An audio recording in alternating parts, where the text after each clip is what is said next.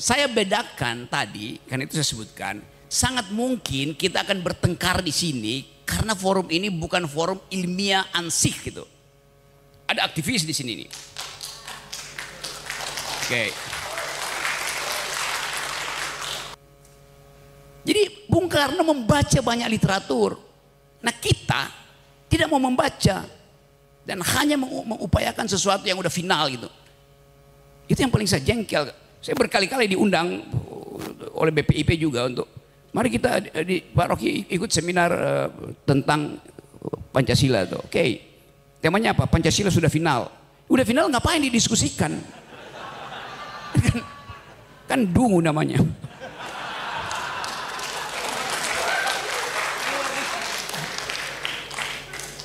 Yang penting bagi saya ada transaksi argumen di sini, bukan kita produksi sentimen. Dan saya percaya kalau kita keluar dari sini dalam 2 hari ini akan ada bekal pengetahuan di kepala kita, sehingga IQ bangsa ini bisa ditingkatkan oleh pertemuan hari ini.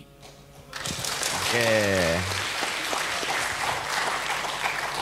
Bahkan saya bisa pastikan kalau jumlah IQ di ruangan ini kita kumpulkan ditukar tambah yang ada di Senayan masih ada kembalian di sini. Saya memberi apresiasi luar biasa. Baru pertama saya hadir di Kongres Pancasila dan saya sedikit memaksakan diri dalam situasi terbatas harus hadir di sini dari Jakarta. Jadi thank you, matur sembah nuwun, Dr. Agus. Baik, saya mungkin tidak bertanya tapi ingin melakukan discernment dan diskursus. Yang pertama buat kawan Rocky Gerung. 4 tahun yang lalu saya sudah menyatakan di YouTube tentang pernyataan Rocky Gerung.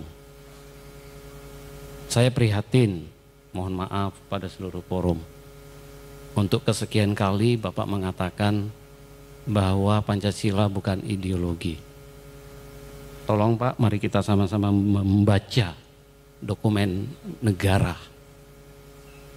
Dan tadi Bapak mengatakan, sorry ya, ini forum akademik ya.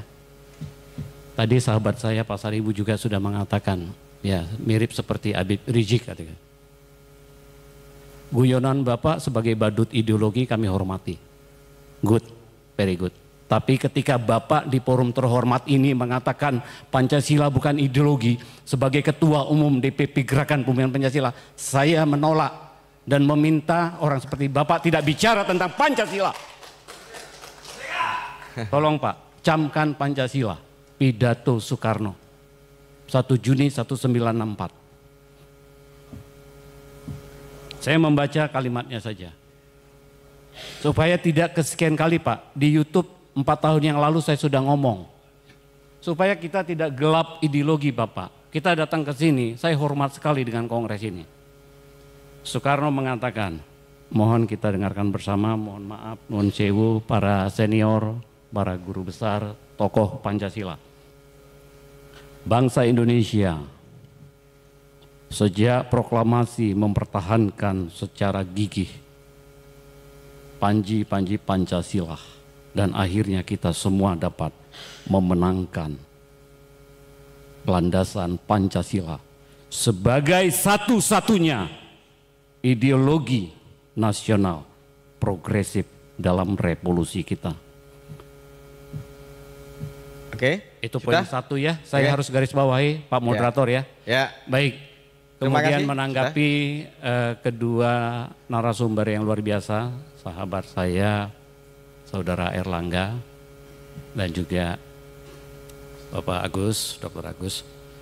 Saya kira persoalan bangsa pada hari ini tepat sekali diwakili dengan tema ini. Tema ini bagus ya. Gara-gara tema ini saya kira Pak Prabowo harusnya memiliki sebuah kesadaran yang kuat. Bersama dengan Pusat Studi Pancasila Gajah Mada membangun karisma Pancasila. Saya ingin mengatakan persoalan kemerosotan moral Pancasila pada hari ini dalam tata kehidupan berbangsa bernegara, karena Pancasila belum dipahami historisitasnya apa. Buat gerakan pembumian Pancasila jelas, historisitas Pancasila adalah marxisme.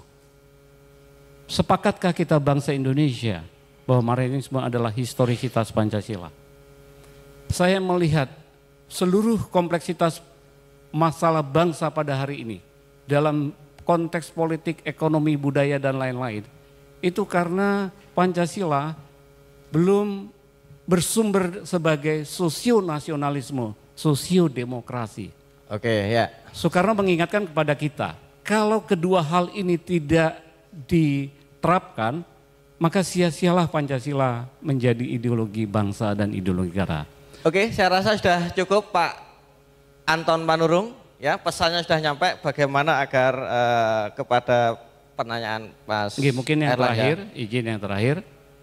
Lewat forum terhormat ini, Kongres Pancasila ke-12, ya, semoga bisa mengusulkan bahwa perlu ada Dewan Ideologi Nasional. Perlu ada Dewan Ideologi Nasional.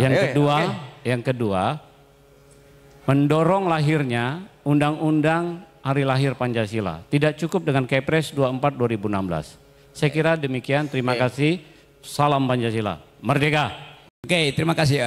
Ada banyak pertanyaan yang sifatnya saya carikan istilah ya, cemas dengan keterangan saya tuh. Kenapa takut mengatakan bahwa Bung Karno mengumpulkan, mengkompilasi pikiran-pikiran dunia lalu dituangkan dalam 5 sila itu? Tadi saya katakan itu tidak asli Indonesia. Demokrasi tidak asli Indonesia.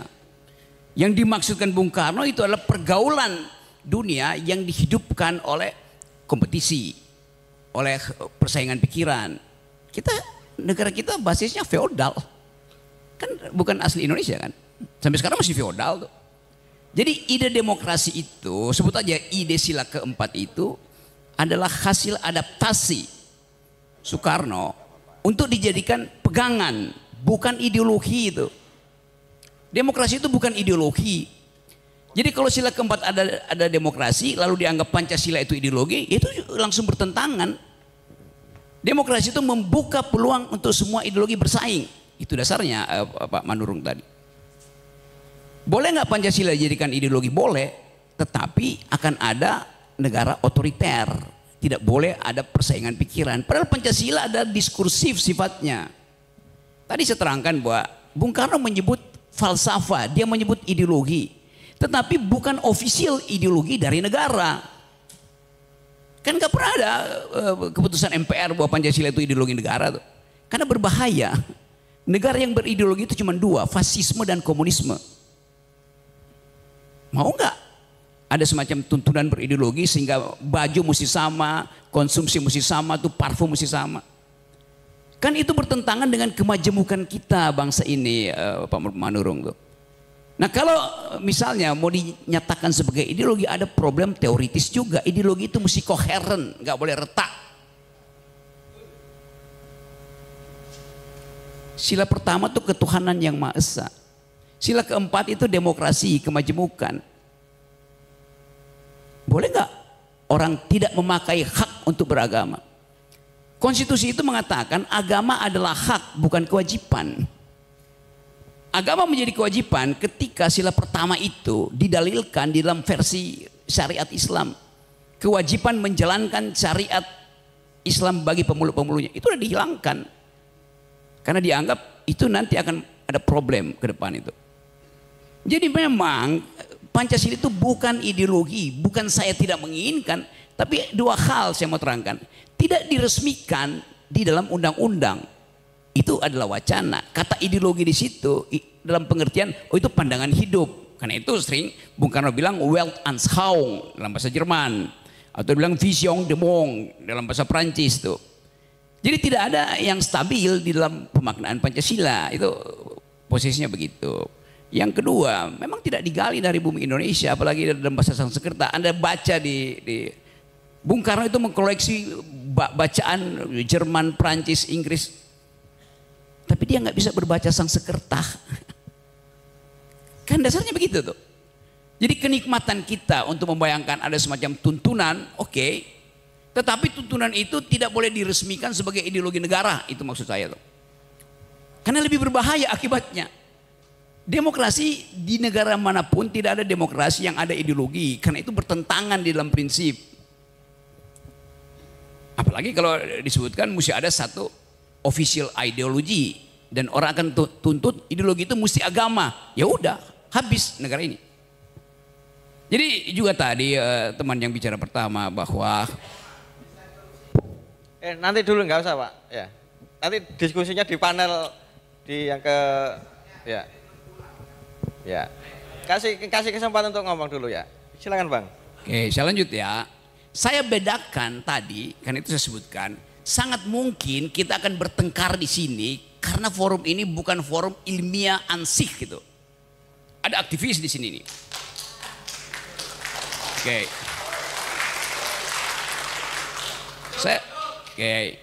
Ya supaya sedikit catatan kaki, saya mengajar teori ideologi di Departemen Filsafat UI selama 15 tahun tuh. Oke. Saya ulangi ya masalahnya. Ada bayangkan bahwa dalil kita adalah persatuan Indonesia.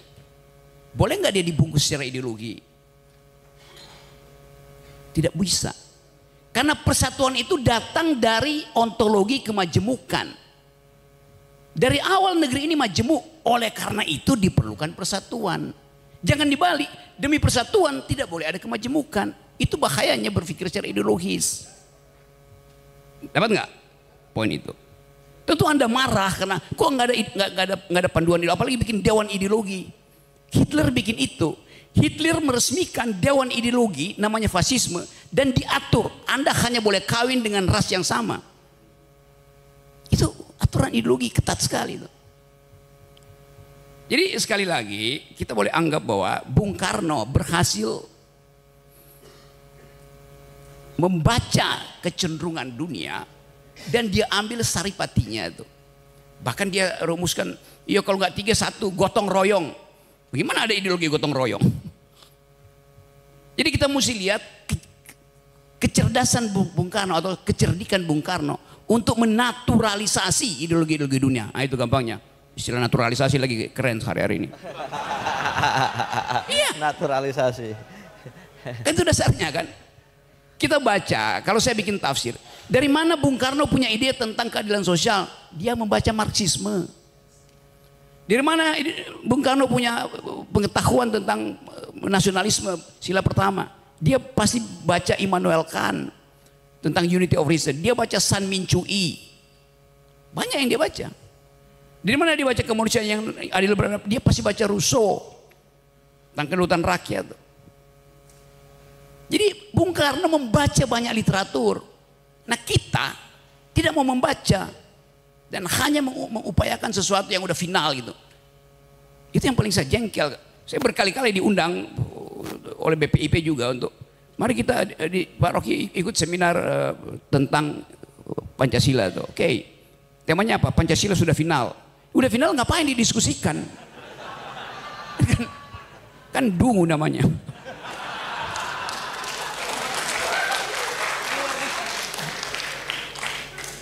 Jadi saya menginginkan ada panduan bernegara, ada semacam moral code yang kebetulan paling bagus adalah Pancasila. Udah saya terima itu. Tetapi mempersoalkan Pancasila ideologi, oke itu akan ada debat panjang tuh. Saya sudah pernah menulis panjang lebar tuh di majalah Prisma apa soal begituan. Jadi silakan baca, Bapak. Jadi referensi kita terhadap ideologi itu bahkan mesti masuk sampai pada pemeriksaan psikoanalisis. Saya mesti kasih lakang di situ, saya kasih Althusser, saya kasih macam-macam tuh, supaya terlihat bahwa itu ideologi itu, dan itu tidak mungkin. Satu waktu mungkin ada orang yang berpikir, ya lebih baik Pancasila itu dibiarkan terbuka daripada ditutup sebagai asas tunggal. Itu yang dilakukan oleh Pak Harto. Pancasila ditutup dalam versi Soehartoisme, itu dasarnya. Di negara-negara Afrika juga banyak mencari root, mencari akar, apa sebetulnya akarnya macam-macam tuh. Ada yang disebut Mobutuisme. Karena waktu itu Mobutu Seko adalah pemimpin Zaire itu. Jadi terlihat bahwa kita punya semacam kecenderungan untuk mencari sesuatu. Nah, saya terangkan sedikit teorinya. Setiap manusia itu mengalami keretakan self. keretakan jati diri itu. Kenapa dia retak? Karena saya akan mencari figur di atas saya. Sementara saya dikejar oleh figur di bawah saya. Retak saya tuh. Saya nggak tahu orientasinya kemana itu. Jadi biarkan kita hidup di dalam keretakan itu. Nah, keretakan itu kan semacam kutukan bahwa kita manusia, maka kita retak. Self kita retak, fragile. Jadi itu dasarnya. Jadi sekali lagi, dalam demokrasi, di dalam republik, ide common good itu tidak boleh dibasiskan pada satu ideologi. Itu dasarnya tuh. Nah, itu yang menyebabkan ada persaingan pikiran, itu yang menyebabkan kita terbuka untuk berargumentasi itu. Kita pakai bahasa dan boleh aja pakai tekanan-tekanan, agak marah boleh, tetapi kita balik pada akal sehat lagi tuh, bahwa semua yang didalilkan itu harus diperhatikan logikanya tuh. Jadi saya kira itu, dan saya percaya bahwa teman-teman akan merumuskan kembali percakapan ini supaya kita bawa pada forum-forum yang lebih luas tuh. Yang penting bagi saya ada transaksi argumen di sini, bukan kita produksi sentimen.